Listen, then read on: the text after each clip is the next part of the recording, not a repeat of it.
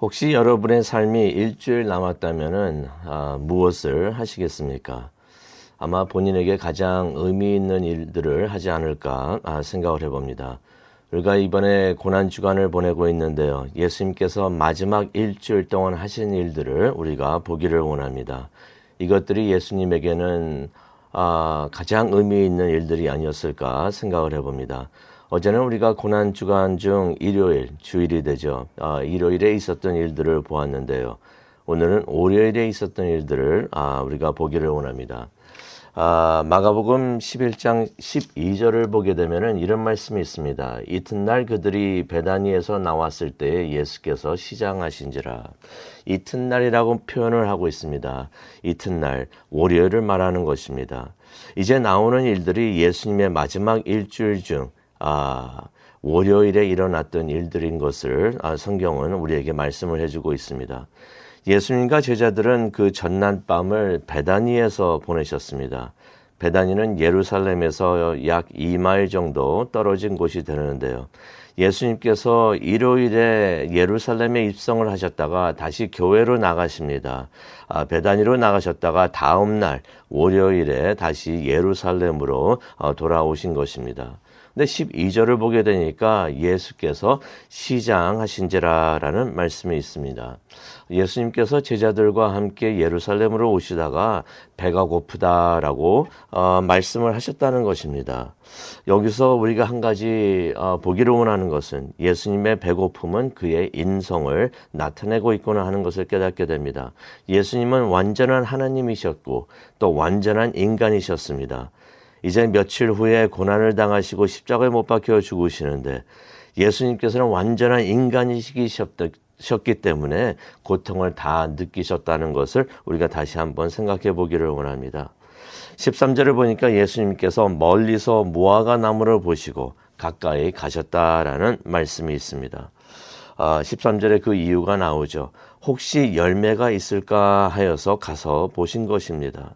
멀리서 보니까 잎사귀가 많아가지고 이거 먹을 것도 많겠다 싶어서 가봤는데 막상 가보니까 잎사귀 밖에는 아무것도 없었다라는 말씀이 13절에 나옵니다.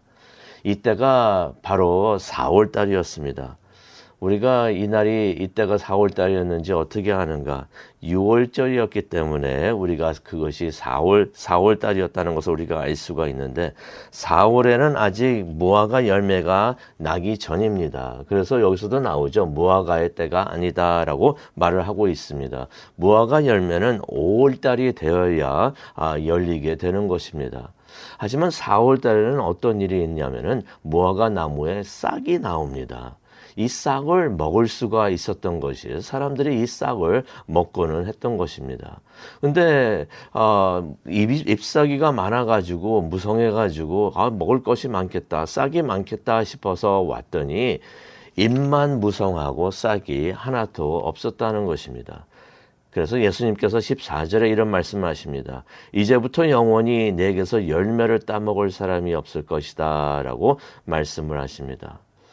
어떻게 보면은 마치 예수님께서 먹을 것을 못 찾아가지고 화가 나가지고 무화과 나무를 저주한 것처럼 보입니다. 그런데 진짜 그럴까요? 여기서 우리가 한 가지 생각을 하면 좋을 것이 왜 이 무화과 나무 이야기가 예수님께서 성전을 청결하게 하신 그 이야기와 함께 이어져 있을까 하는 부분을 우리가 생각해 보면 좋을 것 같습니다. 둘 다 연결된 점이 있다는 것입니다. 예수님께서 무화과 나무 이야기를 통해서 열매는 없고 잎사귀만 무성한 삶을 살고 있는 자들을 나무라고 계시는 것을 우리가 보게 됩니다. 멀리서 보면은 무척이나 훌륭한 영적 삶을 살고 있는 것 같은데 막상 가까이 가서 보니 그렇지가 않다는 것입니다. 성전이 바로 그러했던 것입니다. 겉에서 보면은 웅장하고 거룩합니다. 그런데 그 안에 들어가 보니까 성전 안은 완전히 시장 바닥이었던 것입니다. 15절을 보니까 예수님께서 예루살렘으로 오시자마자 성전으로 들어가셨다라는 말씀이 나옵니다. 이 말은 무슨 말입니까? 예수님께서 예루살렘에 오신 것이 성전에 들어가기 위해서 예수님께서 오셨다는 것이, 처음부터 성전에 가시기 위해서 예루살렘에 오신 것을 우리가 보게 됩니다. 성전은 무엇이 성전입니까? 예배하고 기도하러 오는 사람들이 모여 있는 곳이 성전이 되는 것입니다. 그런데 성전 안에 들어가자마자 보였던 사람들은 성전 15절입니다. 성전 뜰 안에 있었던 매매하는 사람들이었다라는 말씀이 성전에 기록이 되어 있습니다. 매매하는 사람들, 누구일까요? 장사꾼들이었다는 것입니다. 아니, 성전 안에, 성전은 예배하고 기도하는 사람들이 모여 있어야 하는 곳인데, 예배가 이루어지고 기도가 이루어지는 것이 성전이어야 하는 것인데, 왜 성전 안에 장사꾼들이 왜 이렇게 많았나요? 원래 신명기 12장 6절을 보게 되면은 하나님께서는 예배하러 올 때 재물을 가지고 와야 되는데, 짐승을 가지고 와야 되는데, 하나님께서는 원래 집에서 짐승들을, 재물을 가지고 오라고 하나님께서 말씀하신 것을 우리가 신명기 12장 6절을 통해서 보게 됩니다. 그런데 이 하나님의 말씀이 잘 지켜지지 않고 있었습니다. 발단은 당시에 종교 지도자들이 성전 근처에 가게들을 오픈을 했다는 것입니다. 가게에서 재물에 사용할 수 있는 짐승들을 팔기 시작을 했던 것이에요. 그러다 보니까 사람들이 집에서 재물을 사용할 수 있는 짐승을 가져오는 것이 아니라 성전 주변에 있는 가게들에서 재물을 구입을 하게 되었다는 것입니다. 왜 그랬을까요? 이게 훨씬 편리하기 때문에. 고생해서 집에서 짐승을 가져오는 것이 아니라 성전에 오면은 그 근처에서 이미 그것들을 팔고 있는 그런 가게들이 있었기 때문에 편리하게 성전에 와서 그 가게들에 가서 그 짐승들을 샀던 것입니다. 어떻게 보면은 성전에 편리점이 오픈이 되었다는 것입니다. 그런데 장사가 잘 되려면은 손님이 많아야 하겠죠.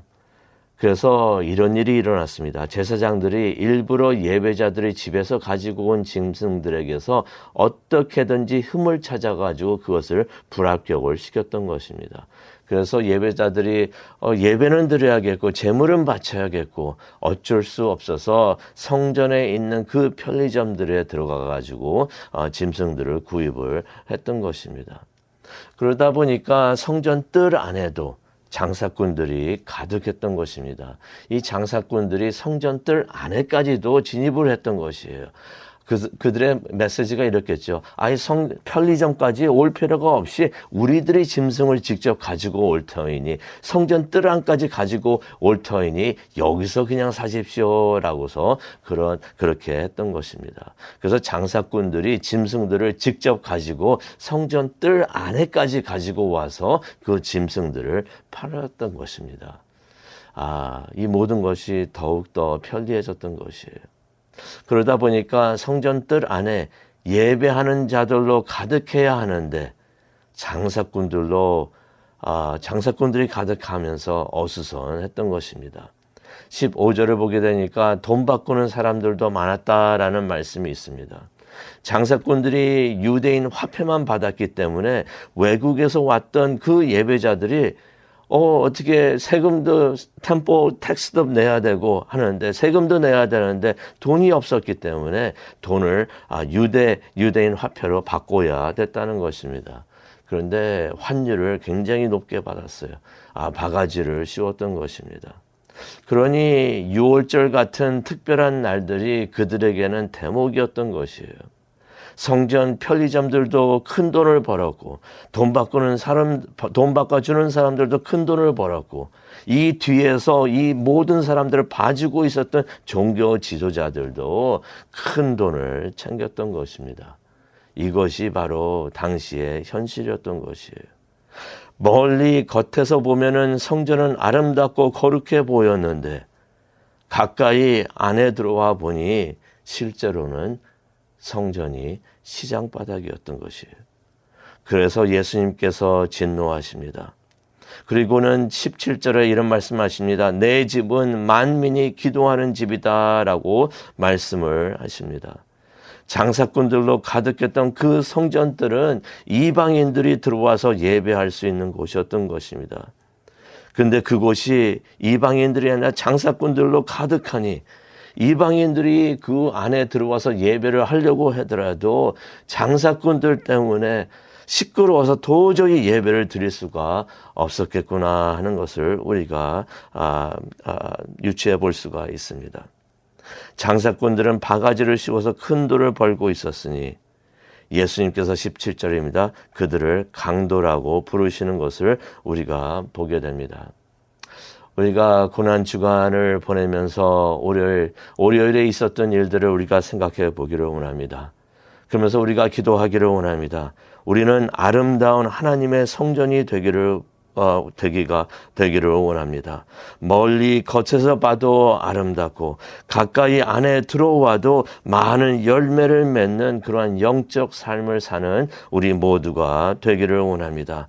그래서 주님이 기뻐하시는 그런 삶을 살아가는 우리 모두가 되기를 원합니다.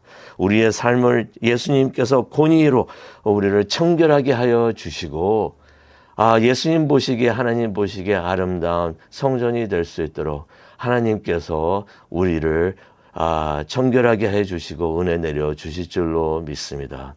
기도하시면서 그러한 은혜를 체험하시는 귀한 하루가 되시기를 간절히 축원합니다.